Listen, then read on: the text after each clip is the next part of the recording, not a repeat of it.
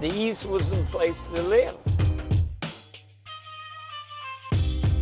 78 and 80, when the plaza was thriving, we had good commerce out here. We would catch the bus like to the plaza. That was the popular thing to do. We rode bikes, we jumped rope, we played hopscotch. We had theaters.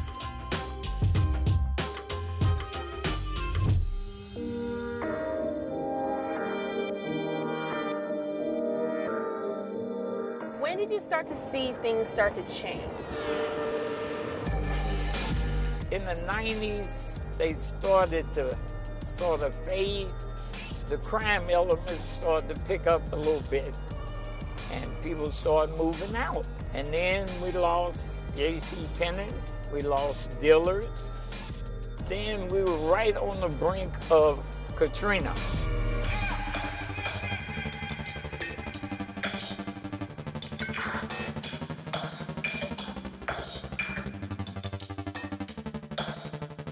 Katrina just put a nail in the coffin. Already written New Orleans East off after Katrina. It's a total difference from when you look in the East and you look uptown on St. Charles.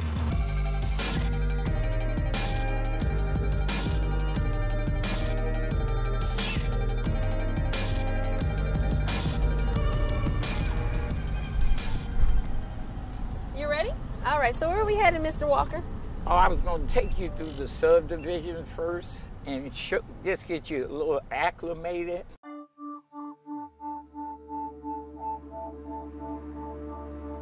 So what subdivision are we in? Lake Carmel. Lake Carmel. How many people live out here? About 286.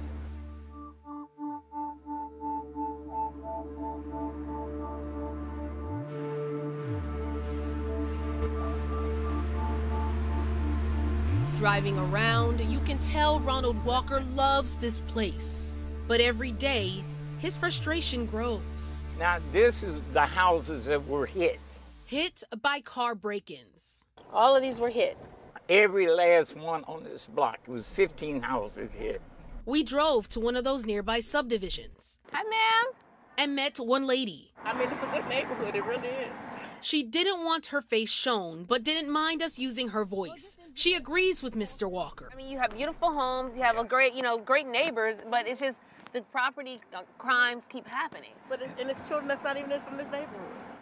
Neighbors, Walker says, do everything they can, especially because most of the homeowners around here are retired. Walker says the police are short on patrols while long on response times. We call the police is a no-show. Now, to be fair, I see the police cars patrolling the area, right? This is what you saw today. This is after we met with Commander Dupree last Wednesday. What did Commander Dupree say to you Wednesday? He said he has a manpower shortage. They're supposed to get more policemen. The NOPD is struggling with a manpower shortage and has been for years. To top things off, New Orleans East, NOPD's 7th district, is the city's largest. We asked the NOPD many times for an on-camera interview, but they never got back to us. And for thefts, we had 22. So we went to the NOPD's weekly crime stats meeting. As y'all know, and I've seen on TV for the 7th district, we have had 3 homicides out here. Here, they talked about violent and property crimes.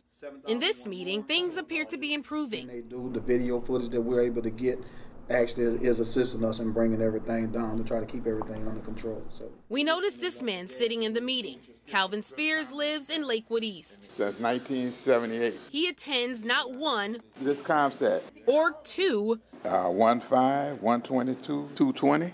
but pretty much most of these crime meetings, and has the notes to prove it. A lot of notes. Your heart is in these, huh? Well, I tell you one thing what keeps me here, I don't have a mortgage. Like Walker, he's seen changes come and go.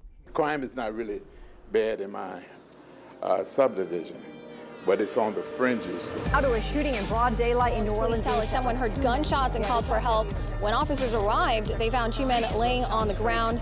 One man was shot in the head. He was raced to the hospital where he later died. There's pistol version of an AK-47. There he is there. You don't even know if they're going to have a shootout, just break out anywhere.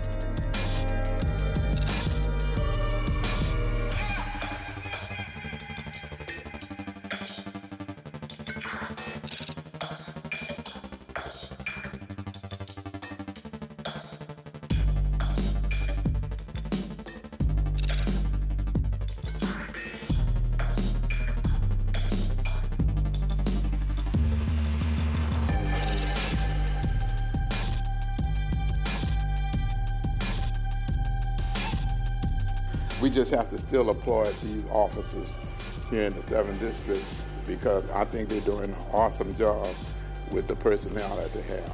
And the 7th District is 144 square miles. It's the biggest district in the city. They won't make a substation. They won't put priority of assigning policemen there. But there are lingering problems Mr. Walker and Spears noticed than just crime, and that's blight.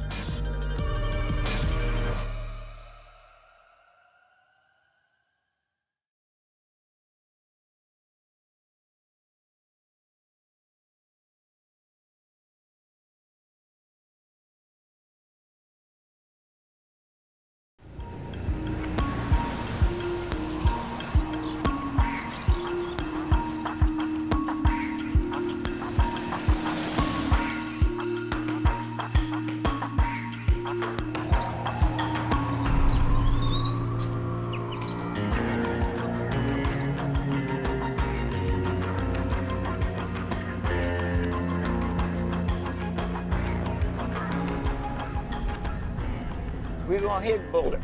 For Ronald Walker, driving around his neighborhood, he feels a range of emotions, but mostly irritation. What do you think about Bullard right now? Well, I'm gonna show you. Yeah. He looks around and sees this. That's the old La Quinta Hotel. Abandoned buildings left and right. From abandoned schools to the Six Flags, that's basically a wildlife park, the East has become a haven for empty lots. Sitting off of Reed and I-10, those who grew up here remember the old plaza, the place to be and the place to shop. But the center was already on the decline when Hurricane Katrina hit, leading to commercial casualty that never bounced back. We stopped by the old La Quinta to take a closer look around. You can see right here, there's even a gate left wide open. So if we can just walk right in, who knows who else is doing this? Hotel doors left wide open, windows cracked. So much graffiti back here. These properties, Walker says, are a visible reminder of his feelings that his neighborhood is forgotten. Not just that, he's also concerned about the lack of businesses. This is your places to dine. Wendy's, KFC, now there is the Burger King. But no major restaurant chains. Nothing, you have nothing. See, a lot of people would just go there and say, hey, I'll just go to Chalmette. There's nothing out here. In fact, that's become a common thing. If you want a good bite to eat or somewhere to shop around here, sadly, you have to head out. Now here you are at the Twins Bed. Just to compare the two neighborhoods, Walker and I took a short trip over Lake Pontchartrain to Slidell. Look at your signs for food. See, Cracker Barrels is right over here. Now look at the apartment complexes. You can clearly see the difference. Now look at all these stores. See, you got a Five Guys restaurant on this side, Dick's Sporting Goods, Kohl's. You got everything. It's like night and day, huh? Oh, yeah. Unlike the East, Slidell has seen steady amount of commercial business growth over the last decade. As you can see here, the Slidell area is one of the fastest growing parts of St. Tammany Parish. How do you feel when you see this? Does it make you angry, or does it make you just shake your head, or? Yeah, well, it makes me disgusted because we had all this. Take the Grand Theater, for example. For years, the theater right off of I-10 and Reed sat vacant. Eventually, murals by B. Mike gave the old building a picturesque sight with a positive message. But still, people worried why it was taking so long to tear it down. That was until this. A fire inside gave the city the green light to have it demolished. Even the Grand Theater, I had to move towards foreclosure there. Those processes that people don't see, but that have to be done and followed according to the law, so that I can go ahead and get that eyesore out of people's eyes and turn that lot or those lots around for development for New Orleans East. I'm visiting. We caught up with Councilmember Cindy Wynn at the new PJ's Coffee to ask about bringing the East back, starting with those abandoned lots. There is legal process that we have to go through. One way of going through that process is working with the property owners to help get their land either cleared or back up and running, like the old Holiday Inn. The Holiday Inn is a historic landmark. Just got the designation in March of this year. We've been working very closely with the property owner, very supportive. How is that a historic landmark? How did It's 50 years old. Oh, okay. When I got in office, we discovered that and worked with him, and we're very happy that he got the designation. That's going to help him with some additional tax credit to help rebuild the area. As for those vacant properties still standing, she encourages property owners to take responsibility. These properties are a huge nuisance to the community, and we just cannot allow that to continue. Is there any push to get more restaurants, especially chains, to come out here? We're promoting opportunity zones, which are very heavily in the east as well as in the L9.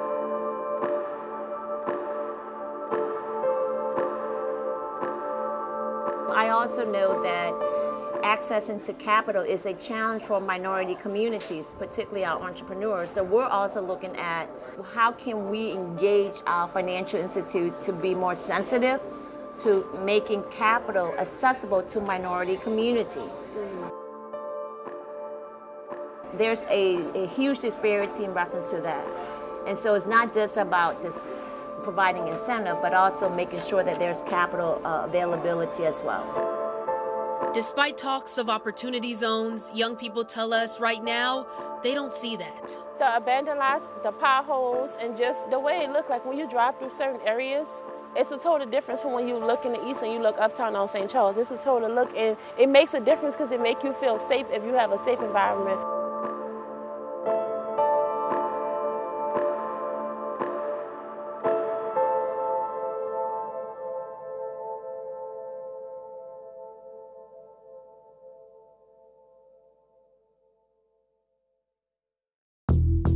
Before the storm, a lot of the kids was outside. We rode bikes, we jumped rope, we played hopscotch. We had theaters, they had a skating rink, I remember. My aspirations, I'm gonna go to Harvard and I'm gonna be a psychologist and I run for president.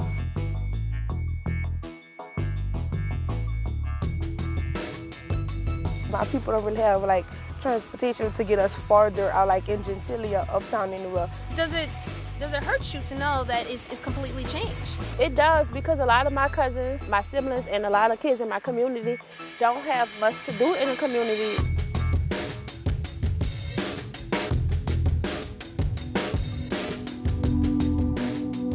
There's some data to back up what they're feeling. This chart from the New Orleans Data Center comes from a 2016 study. It shows that nearly 19% of young people were unemployed throughout the entire city of New Orleans, compared to 15.2% in Louisiana and 13% in the United States. Bree and Kendrion say they especially feel that statistic living out here. It's like I don't really do anything out here. I just sit inside, make up cheers, write raps, poetry, but because it's not much for us to do like in the East.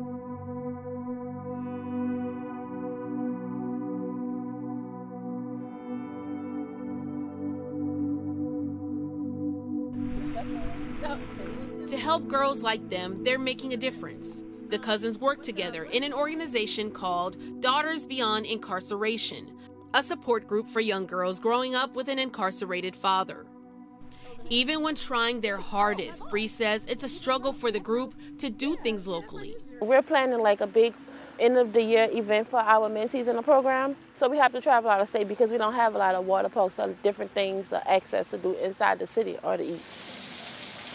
19-year-old Duran Torres from Lake Forest feels the same way. We caught up with him while hanging out with some of his relatives. He feels more needs to be done in the East to keep people his age busy and entertained. I feel like all these abandoned buildings, they should put like karate rooms and like close to libraries and stuff like that. Something that's gonna keep the children out the way. One organization that fights for their community and fights for their kids is Vela New Orleans. You do not reward bad decision, bad behavior. They were very vocal against the Entergy New Orleans power plant, spending days and months protesting for a cause they felt would harm the community. And it's free, and they just go in and make music and download it and brag to their friends. Striving to give people in the East a place to turn is why Mark Wayne works tirelessly day and night. It's still lacking. I think since '77 up to now, Chef Mentor has been pretty much the same.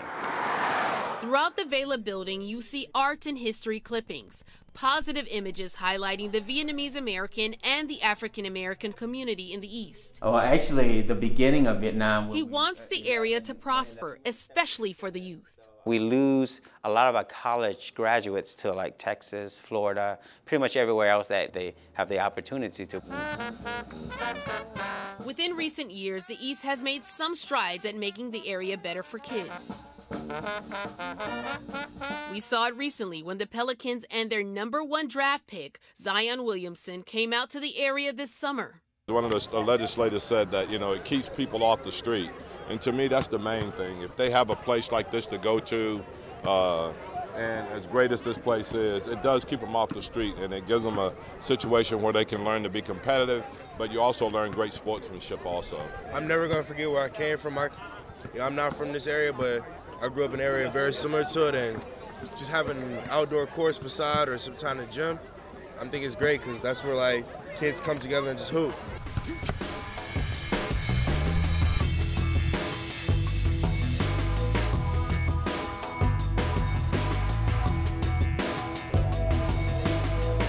And then there are those taking an even bigger step, bringing businesses and ideas, hiring teams, envisioning a brighter future for both the children in New Orleans East and the entire economy.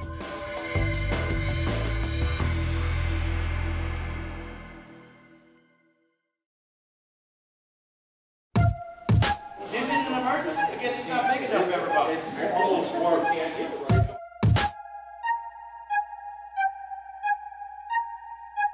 The governor said the other day on the television, we're going to study it for a year and we'll see how it comes out. We ain't got a year wait, but we don't have a year. We getting flooded of poison water in the lake.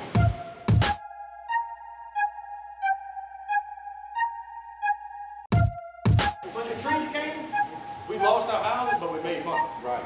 This, we're not making any money, and we're going to lose our house. Right.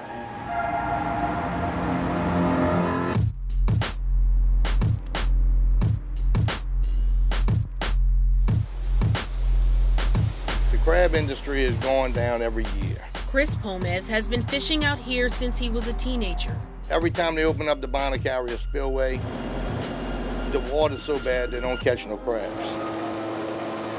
Everybody's frustrated because it seems like nobody's hearing what we're saying. He wants someone to listen to their cries. When I leave here today, this evening, I'll be reaching out to the leadership in St. Bernard as well as St. Tammany. Okay, I would definitely be calling our mayor up as well as our congressman. For those back towards downtown and everything, for those to understand your frustration, why would they be affected by what's happening out here? Let me tell you, Louisiana, seafood is the backbone of Louisiana. If you lose the seafood, you ain't got no more New Orleans. You ain't got no more Louisiana like it should be. And it's slowly slipping away.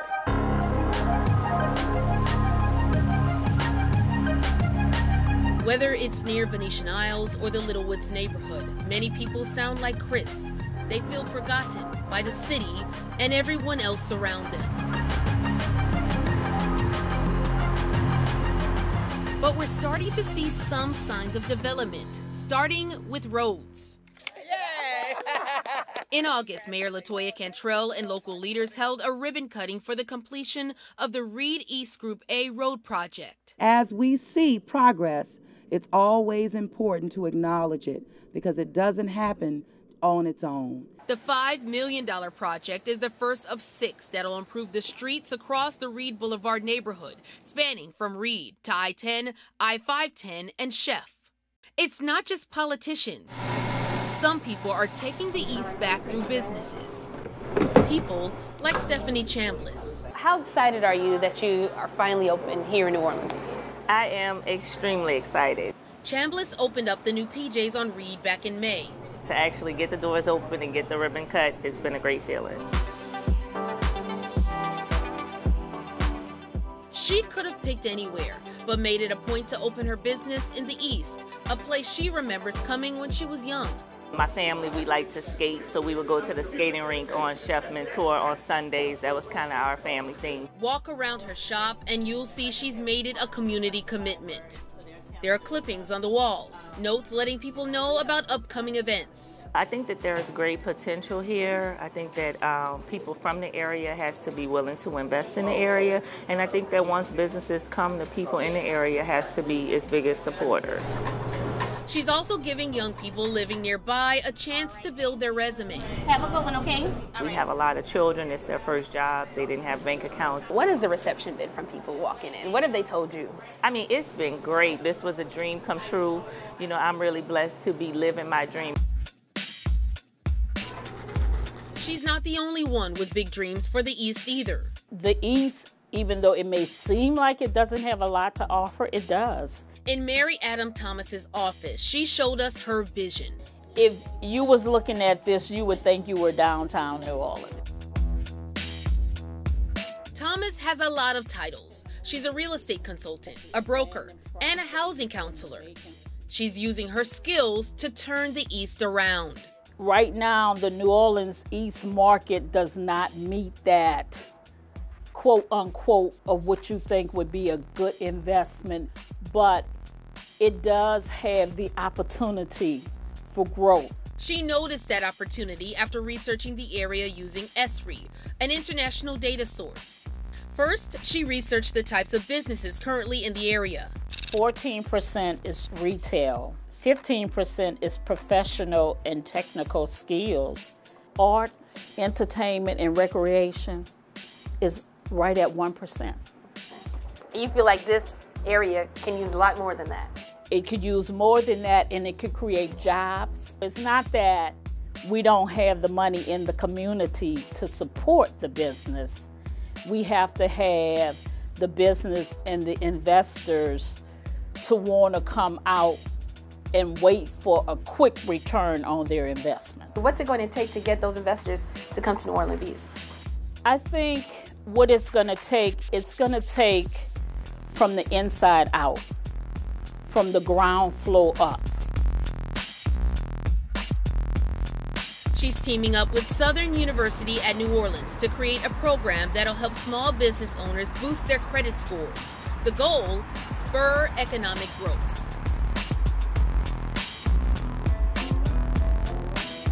That push is also coming from the pulpit. He has done great things. Before you were here, where were you? We're on 2515 Franklin Avenue. This is the only church I've ever pastored. Meet Pastor Fred Luter. We started out with 65 members, and that's why when I come here on Sunday mornings and see what God has done, I'm literally pinching myself. 3 months later, the sanctuary sits 3,500. Right now, they're up to about 5,000 members. We looked at New Orleans East as an opportunity in two ways. One, it would give us a place to build what we needed to meet the needs of the members of our growing church. But then secondly, it would give us an opportunity of giving back to a community that many of us were a part of, and that we felt it was our calling to help all that we can to help just build up and revitalize New Orleans East. This church is open every day of the week because we want to impact our community.